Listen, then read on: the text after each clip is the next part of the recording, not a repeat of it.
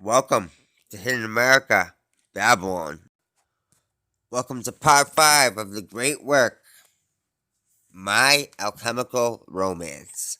Now, as we have discussed earlier, there is a persistent belief in alchemical and hermetic tradition in the existence of two suns, a hidden one of philosophical gold, consisting of the essential fire conjoined with ether, the black sun, also known as Sol Niger, or Saturn, and the physical one, a profane material gold, the white sun. This is the visible sun.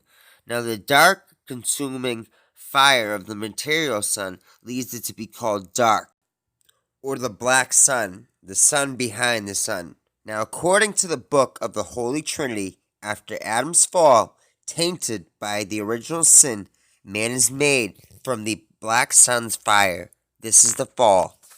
Sun, either black or white, physical or unseen, material or spiritual, can correspond to gold, the generative masculine principle. You can see much imagery of the king or Apollo, the fiery spirit of sulfur, or what the early Gnostics and alchemists called the divine spark in matter, nobility or incorruptibility.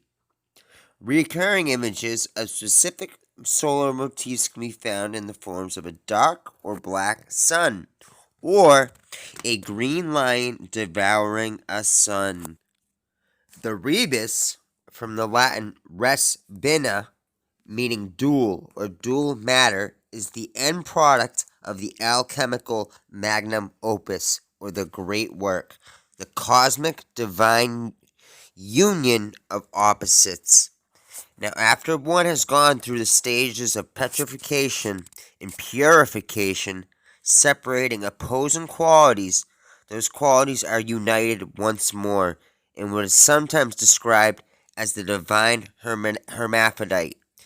Hermes plus Aphrodites, the messenger of the gods and the goddess of love, a reconciliation of spirit and matter, a being of both male and female, qualities as indicated by the male and female head within a single body, the sun and the moon corresponding to the male and the female halves, just as the red king and the white queen are similarly associated. Now, the dragon in alchemy represents the prime matter, as well as the third alchemical element, sulfur. The winged dragon suggests ascension, a merging of material and spiritual. Fire is a common transformative symbol. Sea arises from the purest of sources, the sun and the sea. That was said by Pythagoras. Interestingly enough, Pythagoras' name means the great serpent. Now, to fully understand the alchemical process, you must understand that Gaia, or Mother Earth, terra firma, whatever you want to call her, is a living spiritual being. All ancient philosophers and alchemists understood this as above, so below, and referred to the spiritual essence of the world as the Anima Mundi, or the soul of the world.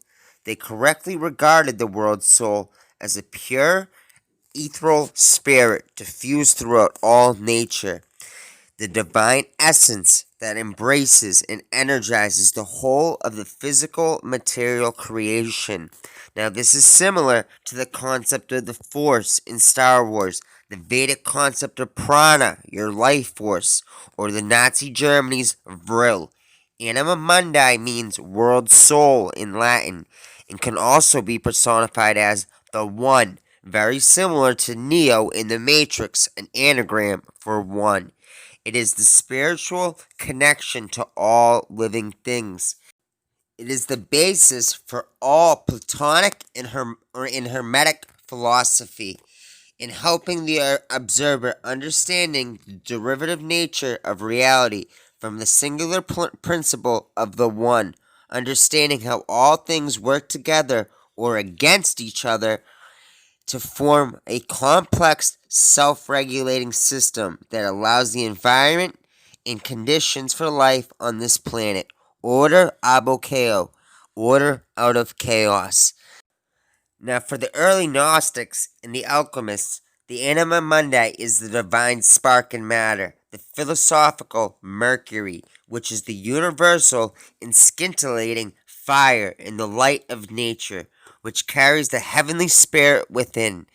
They understood the imagination as a magical power that can lure and channel energies of the Anima Mundi.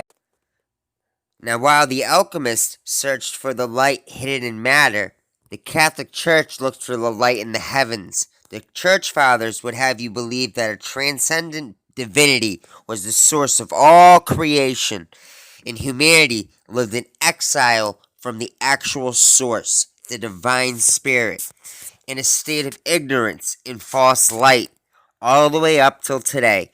The Church created a split between matter and spirit, causing the world to be seen as separate from its true source.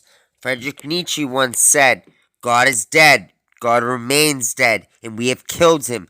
There has never been a greater deed. And whosoever shall be born after us, for the sake of this deed, he shall be part of a higher history than all history hitherto." In the last century, Carl Jung showed how alchemical symbols show the process of inner transformation that can release this inner light, what the Kabbalists call the astral light. Jung differentiated between two forms of spiritual light: the lumina Dei, the light from the spiritual realm of source, and the lumina natura, the light hidden in matter, in the forces of nature. Now, alchemy has showed us the language of inner transformation. The change comes from within. It is the key to help us liberate our natural light and transform the world. The alchemical light hidden in darkness is our own light, the divine spark within matter. Our natural light is the light of the world soul. This alchemical unlocking is the unwaking or the freeing of the Anima Mundi, the world soul. Thank you guys so much for watching. Like, comment, subscribe. We got so much more to talk about. I just want to explain some of the alchemical symbolisms, explain a little bit more about Gaia or Mother Earth, whatever you want to call her, how she is a spiritual living being living on the same frequencies as us. Thanks, guys.